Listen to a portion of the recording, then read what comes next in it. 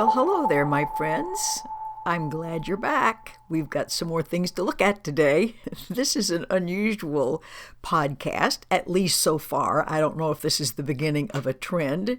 Normally, I suddenly will get ideas about something to pass on to you and then follow through. And then once it's all over with, we decide what the title is. Well, in this case, a few days ago, I got the title, but no content. Oh, okay.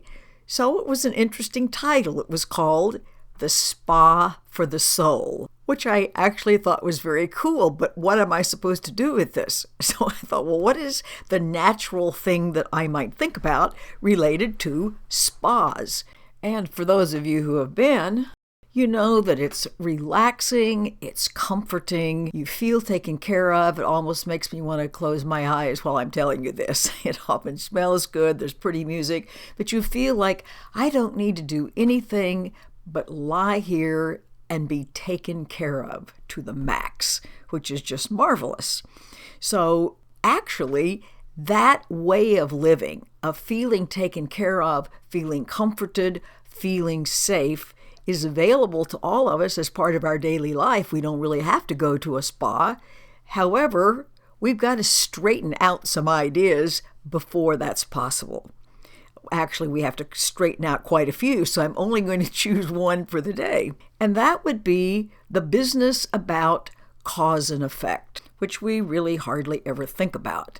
So I'm going to just give you some examples of what we hear ourselves say all the time, which would be something like, I'm really worried that my child might not get into college this fall.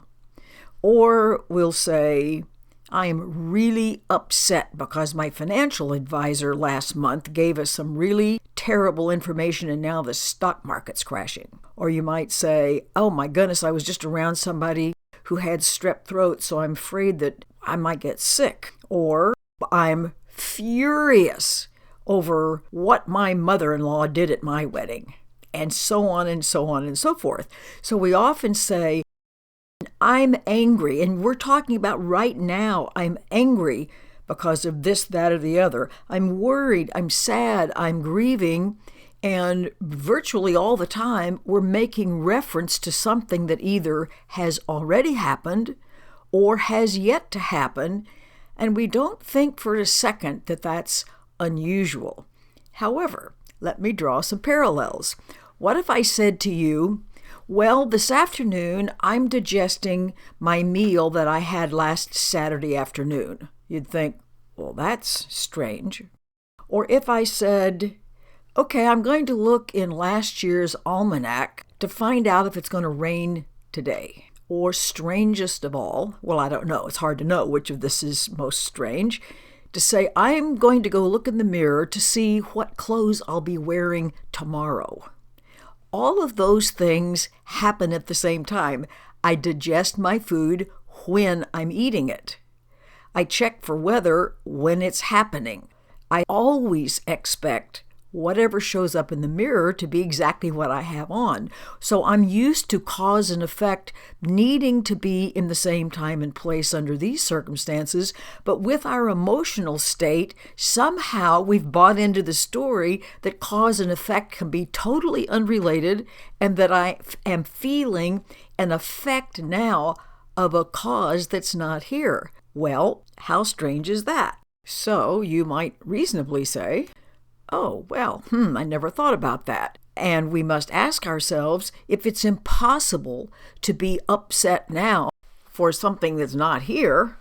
It's very clear that something must be going on now, or I wouldn't feel afraid, nervous, angry, mad, wary, grief-stricken, whatever it might be. So I have to realize there's some sort of emotional stuff going on right now. Somehow my body is being told there's a threat now because my emotional states are a function of what I believe. And as we've said before, but we'll review, the way this looks is the things that I believe and think and pay attention to give signals to your brain to create a certain chemical cocktail based on the threat level or not of what I'm thinking and believing, and that chemical cocktail floods the body, is taken up through receptor sites on the cells, and from that, emotions are derived. They are created.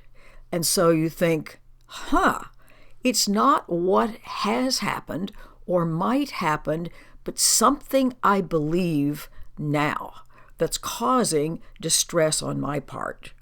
And those things would be our old programming or conditioning, our old ideas that we started out with and have never been examined about what's not okay with me, I'm unlovable, I'm unworthy, I feel guilty. And you might very well say, that's nuts. I don't feel any of those things whatsoever. I've told myself I'm fine, I'm wonderful, I'm lovable. Well, you are wonderful, fine, and lovable, but there is some part that's dealing with your bodily states that doesn't believe that. So what we're invited to do is to continue to be looking for, to contemplate, to be introspective, to be mindful of some of those things that we really believe in our heart of hearts where we don't ever want to go. And when you do that, you'll be able to find things that need to be changed, that you need to let go of, that you need to see. These are old false ideas I've kept with me for a long time, and they not only aren't true, they're damaging my peace of mind greatly. So they're going to have to go and be replaced with something that's much more accurate about all the beautiful and lovely and light-filled things that are actually true for you. And you can't just give lip service to that. They need to be contemplated and brought inside you and owned as the real truth of you. And when you do that, wow, that surely is a spa treatment for the soul. And we can live lives where we interface with the rest of the world, but we can do so in a relaxed state. I don't have to worry. I certainly don't feel threatened and afraid. And in fact, I can feel cared for and loved, and my welfare is being overseen and assured. And my goodness, a spa for the soul indeed seems like a great idea. Bye. Look forward to seeing you next time.